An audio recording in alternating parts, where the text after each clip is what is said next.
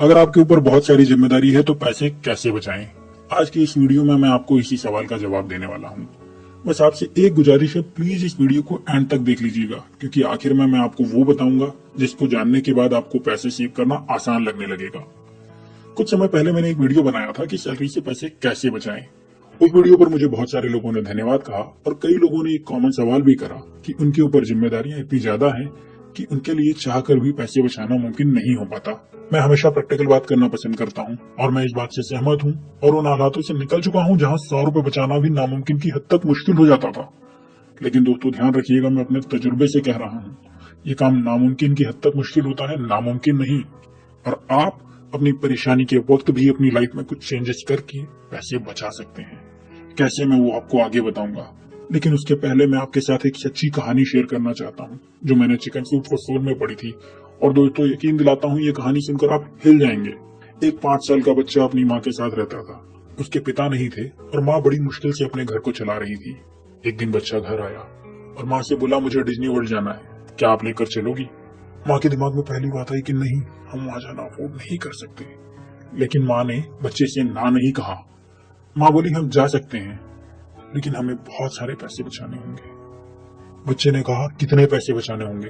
माँ को पता नहीं था कितने पैसे चाहिए, तो माँ ने टिकट, खाना, रहना सभी का हिसाब लगाया और फिर बोली $2000। 5 साल के छोटे से बच्चे ने कहा, ठीक है, हम बचाएंगे। फिर अगला सवाल किया, पर कैसे? माँ ने कहा, हम ऐसा करते हैं कि जो तुम बाजार से टॉफी और आइसक्रीम खाते हो, जब तुम नहीं खाओगे तो उस पैसे को हम सेव करेंगे। जो मैं कॉफी पीती हूँ वो मैं नहीं पीऊंगी और उस पैसे को सेव करेंगे। और उस तरह से कुछ और बातें हुई। अब लड़के ने कहा कि हम इस तरह से सेव करके कितने दिन में डिज्नी वर्ल्ड जा पाएंगे? अब तक माँ को भी यकीन नहीं था कि वो लोग पैसे बचा पाएंगे या कभी डिज्नी वर्ल्ड जा पाएंगे। लेकिन बच्चे का मन रखने के लिए माँ ने कहा, कुछ सालों में। अब उस दिन से सेविंग शुरू हो गई। उस दिन से शेविंग शुरू हो गई। लड़के ने टॉफी आइसक्रीम खाना बंद कर दी और जब लड़का ये नहीं खाता तो माँ पूरी ईमानदारी से उस पैसे को एक कांच के बर्तन में डाल देती। माँ कई बार बाहर कॉफी पीने का सोचती और फिर उसे ध्यान आता कि आज पैसे बचाने हैं, तो वो कॉफी नहीं पीती। लेकिन आने के बाद उस बचे हुए पैसे को तुरंत जार में डाल देती और इस तरह से पूरा महीना निकल गया। महीने के बाद उन्होंने देखा तो उस जार में $57 जमा हो चुके थे, जो कि आज से 20 साल पहले एक बहुत बड़ा अमाउंट था। माँ ने उस पैसे को बैंक में जमा करा दिया और खुद में भी एक चेंज देखा। 1 महीने पहले तक माँ को ये लगता था कि हम कभी भी डिज्नी वर्ल्ड नहीं जा पाएंगे, पर अब माँ को ये लगने लगा था कि हम कुछ सालों में से ही पर डिज्नी वर्ल्ड जरूर जा पाएंगे। ये बचत का सिलसिला ऐसे ही मन मार कर चलता रहा और कुछ वक्त में ये उनकी आदत में शामिल हो गया और साल खत्म होते होते उनके पास इतने पैसे जमा हो चुके थे कि वो डिज्नी वर्ल्ड घूमकर वापस आ जाएं। हालांकि उस ट्रिप के लिए उस माँ को कुछ और भी अरेंजमेंट करने पड़े थे, लेकिन जो ट्रिप 1 साल पहले नामुमकिन थी वो सिर्फ एक फैसले से मुमकिन हो गई। ये कहानी आपके साथ शेयर करने का मेरा मकसद आपको 3 बातें बताना था। इनमें सबसे पहली बात तो ये है कि आपने दिमाग में ये यकीन बना लिया है कि जिम्मेदारियों के कारण आप पैसा बचा ही नहीं सकते। मैं फिर से कहूंगा, ये काम आसान नहीं होगा, लेकिन अगर आप पैसा बचाना चाहते हैं तो पहले अपने आप को यकीन दिला दीजिए कि आप ऐसा कर सकते हैं, तभी आप पैसा बचा पाएंगे। दूसरी बात, जब आप पैसे बचाने की कोशिश करें तो ये कोशिश पूरी ईमानदारी से होना चाहिए और आप कोई भी चीटिंग नहीं करेंगे। तीसरी और सबसे इम्पोर्टेंट बात, आप पैसे बचाने के लिए खुद को एक कारण दीजिए, जैसे कि इस कहानी में माँ और बेटे दोनों ने ही दिया था। अब हम बात करें पैसे बचाने की टिप्स की, तो सबसे पहले आपको खुद को एक कारण देना होगा कि आपको पैसे क्यों बचाने हैं। ये कारण कुछ भी हो सकता है, बस कोशिश कीजिए पूरी तरह से जेन्युइन कारण हो। आप ये पैसे अपने लिए नए जूते खरीदने को बचा सकते हैं, एक नया फोन खरीदने के लिए बचा सकते हैं, छुट्टी पर जाने के लिए बचा सकते हैं, अपने बच्चे को अगले साल एक नए स्कूल में एडमिशन दिलाने के लिए बचा सकते हैं, अपना कर्ज खत्म करने के लिए बचा सकते हैं। कारण कुछ भी हो, पर आपके पास इस पैसे को बचाने का एक कारण होना चाहिए ताकि आप ईमानदारी से इसके लिए कोशिश कर सकें। दूसरा स्टेप है कि आप अपनी सैलरी आते ही सैलरी से एक हिस्सा निकालकर अलग रख दीजिए। सही तरीका तो ये होगा कि आपको अपनी सैलरी में से कम 10% पैसा निकालकर रख देना चाहिए। लेकिन हमारा ये वीडियो ही इस बात पर है कि जिम्मेदारियों के कारण आप 10% बचा ही नहीं सकते। तो मैं आपसे कहता भी नहीं कि 10% बचाओ, पर आई एम श्योर 1% तो बचा ही सकते हो। तो अगर आपकी सैलरी 10,000 रुपए है तो आप सैलरी आते ही उसमें से 100 रुपए निकालकर अलग रख दीजिए और इस पैसे को ना छूने की कसम खा लीजिए। इस निकाले हुए 1% पैसे से सबसे पहले तो आप एक गुल्लक खरीदिए और गुल्लक खरीदने के बाद बचे हुए सारे पैसे उस गुल्लक में डाल दीजिए। अगर 1 या 2 रुपए बचे हैं तो उनको भी इस गुल्लक में डाल दीजिए पर ये सेविंग का सिलसिला यहाँ खत्म नहीं होता। असल में सिलसिला यहाँ से शुरू होता है। अब आपको ये देखना है कि जो खर्चे आप अपनी जरूरी पर स्किप करने वाली जरूरतों पर करते हैं, तो क्या पैसे बचाने के लिए आप उन खर्चों को इग्नोर कर सकते हैं। जैसे कि आप घर से बाहर गए और आपको 10 रुपए के पानी बतासे या समोसे खाने का मन हुआ। अब इस जगह पर आपको ये सोचना है कि या तो आप अपने उस कारण के लिए पैसे बचा सकते हैं या फिर समोसा खा सकते हैं। ध्यान रखिएगा दोस्तों, ये काम मुश्किल तो है, लेकिन एक 5 साल के बच्चे ने 1 साल तक टॉफी और आइसक्रीम नहीं खाई क्योंकि वो डिज्नी वर्ल्ड जाने के लिए डेडिकेटेड था।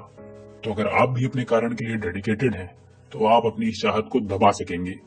अब यहाँ आपने अपनी चाहत को तो दबा दिया, लेकिन आपको यहाँ रुकना नहीं है। आपने अभी अभी 10 रुपए बचाए हैं, तो इस पैसे को किसी और जरूरत के लिए खर्च नहीं करना है, बल्कि इसे निकाल कर अपनी दूसरी जेब में रख लीजिए और घर जाने के बाद आपको ये पैसे तुरंत ही अपने गल्ले में डाल देना है। अगर आप ऐसा नहीं करेंगे तो यकीन जानिए दोस्तों, ये पैसा आप किसी और जरूरत में खर्च कर देंगे। इस जगह अगर आपके 4 लोगों के परिवार ने समोसा खाने से इनकार कर दिया है, तो आपको इसके गुल्लक में 40 रुपए डालने चाहिए। अगर आप पैसे बचाने के लिए 5 रुपए की चाय नहीं पीते, तो वो पैसे भी आपको इस गुल्लक में डालना चाहिए।